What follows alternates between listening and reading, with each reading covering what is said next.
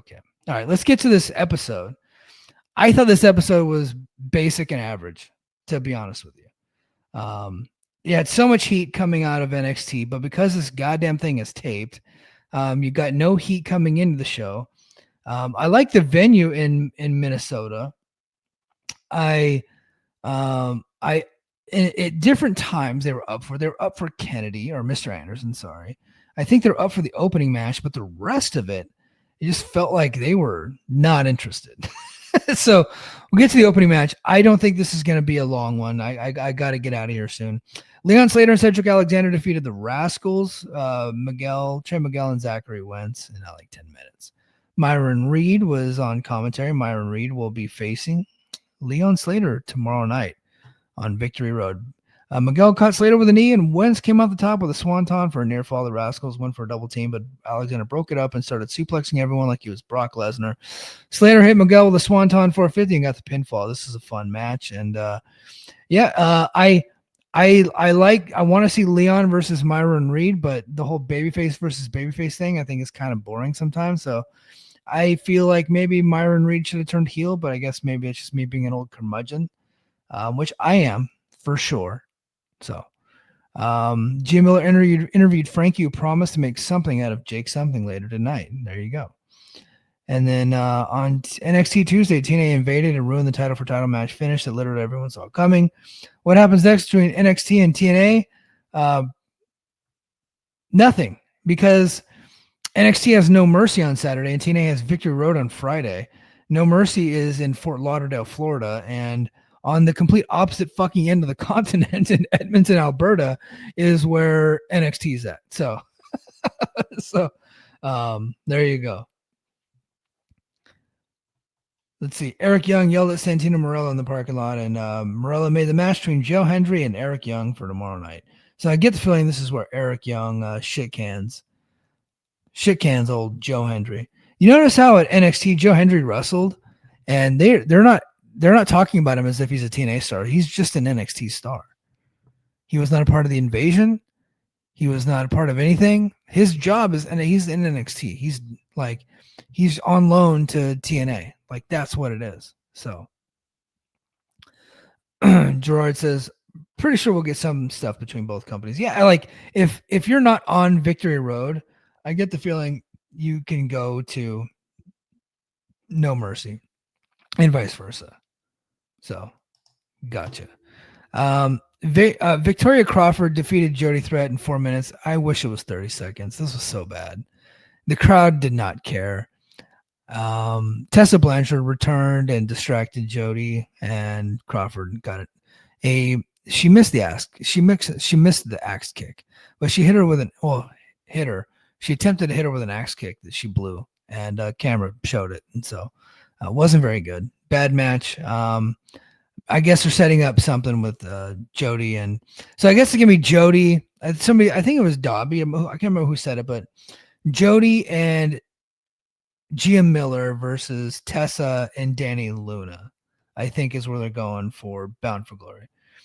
And then Joe Hendry gave a backstory of his match, talking about how Eric Young was took him under his wing and all that. So, building the match for tomorrow. System then challenged Order 4 to leave both their factions in the back during the match with Moose versus Mustafa Ali tomorrow night. And then we got to another bad match. So this was not good. A 6-minute battle royal. So they had a battle royal to determine who would become number 20 in the Call Your Shot Gauntlet. I was hoping that with this new management team and them going on CW that we were done with the intergender stuff. And looks like we're not, because we had the intergender stuff and you got men hitting women and women hitting men. And it's a whole thing. And it's like, talk about believable and nonsense. It's what we had here. And I'm obviously, like I said, I'm a fucking old guy, so I don't really like this stuff. But yeah, so they did the intergender battle royal, and Mance Warner got the victory here. The match wasn't very good, although I did think that Lei Ying Lee was impressive. I like her, and I do think that she's got something. So, yeah, AJ Francis did some mic work, and then Rosemary misted him, and then they all threw him out of the company. So, Are they not out of the company? out of the match. Yeah. Ryan Nemeth eliminated Mid Cardona and Hometown Man, setting up a match for tomorrow. But Mance Warner and Lei Ying Lee were the final two, and Mance got the boot on Lee, kicked a woman right in her face, and she's out. So there you go. All right. Mickey James and the Beautiful People will be inducted into the Hall of Fame this week. So, yep, of course. And then we get to the final negotiation, and it's Team 3D versus the Hardy Boys. And it was two legendary tag teams jacking each other off for 10 minutes. And I didn't think this was particularly very good. They're talking about stuff that happened 25 years ago, exposing how old they are. There's no heat. They're not mad at each other.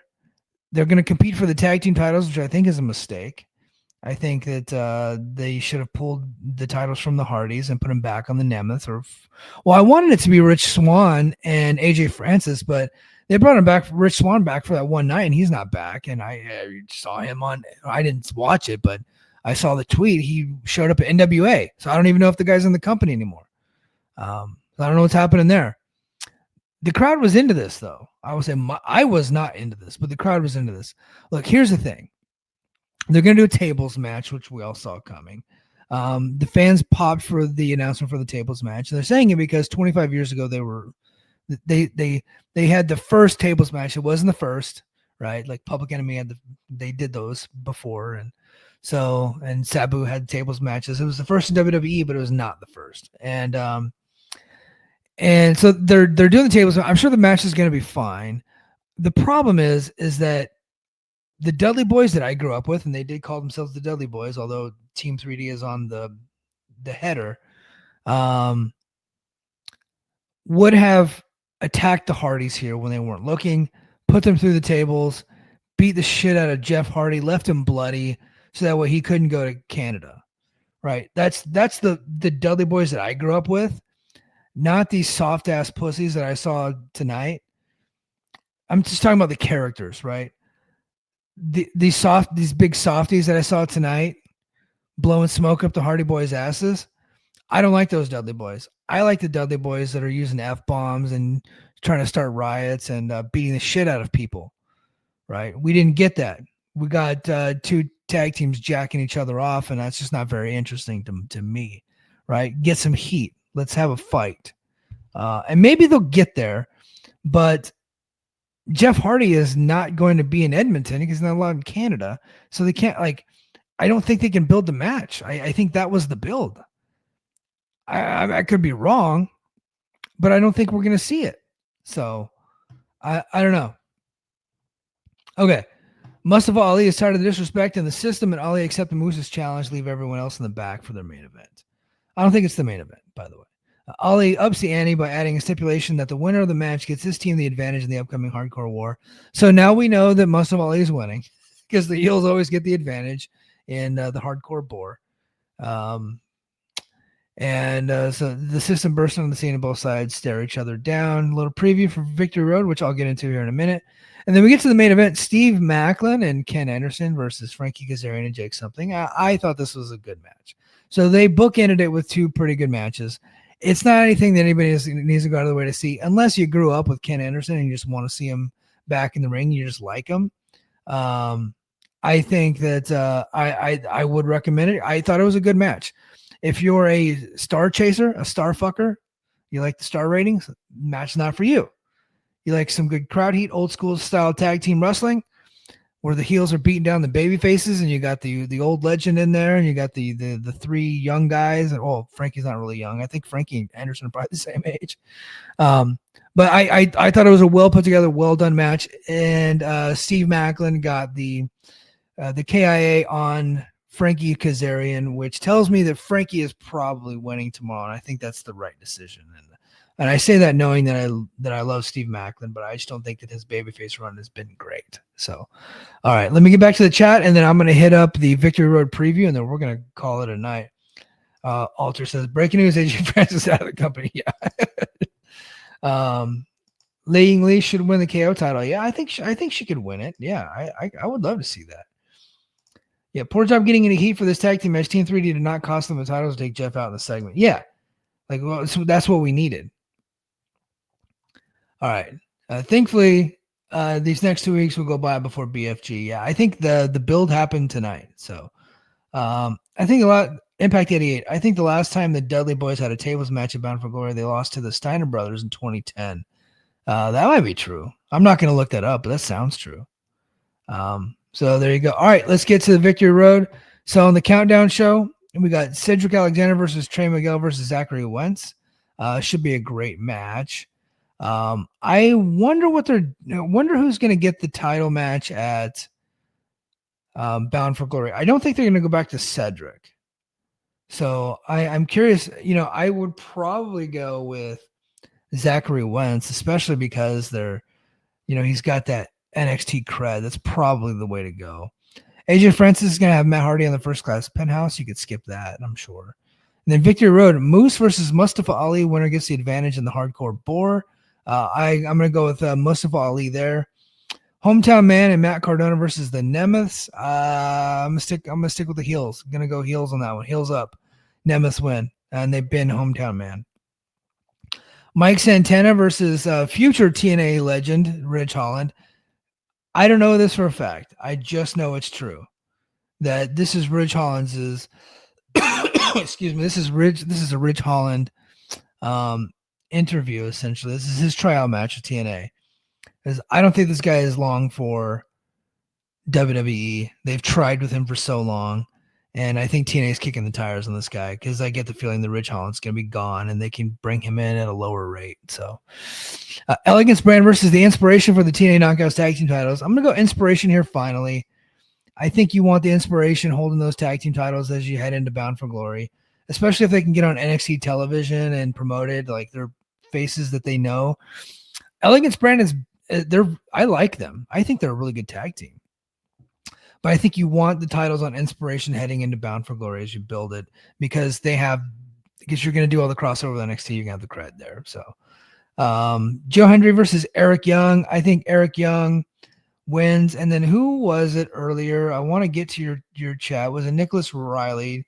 Do you think a reunited Sanity in TNA is how Joe is ultimately written out of the company? Yes, I do. I do. I think I talked about it last week, but yeah, I think that's the move. Sanity's available. They have look, they're going all in on NXT with TNA, right? It makes sense. So I think that's the move. And I thought Sanity was a great act, and I thought they should have brought them in a couple years ago when they first got released. I thought it would have reinvigorated Eric Young, who's been floundering since he returned to the company, has not had a great run. So I think bringing back Sanity would be the way to go. Okay. Steve Mackin versus Frankie the Future Kazarian international title. I'm going to go Frankie on that one, which I think that match made events. And then Leon Slater versus Myron Reed for the X title.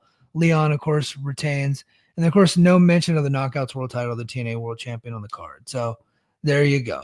And that was it for Impact, guys. And let's see. Lucky Charm, I get your last chat in. He says, I'm conflicted because I love the Elegance brand and think they should run the whole division for a while. Yeah, I get it, but Inspiration have challenged for the tag titles a couple of times. If they lose it, they're just done. And I know they're only on a short-term deal, but I think that they got to win it. And in fact, I get the feeling they brought them in to win it. So, but all right, folks, that is going to do it for me on this episode of Brace for Impact. I will not be doing a Victory Road post show tomorrow night because they moved the show from 9 p.m. to 9 p.m. and it's probably not getting over till midnight. I don't stay up that late. I'm going to be fucking sleeping. So I will watch the show over the weekend and then on the Mike and JD show on Sunday, which will be right here on YouTube. And of course, patreon.com/the Mike and JD show. I will review it then. JD's not going to watch it, so it'll just be me reviewing it. So come enjoy. Let me know what you think on a Sunday night of Victory Road. And until next time, mahalo.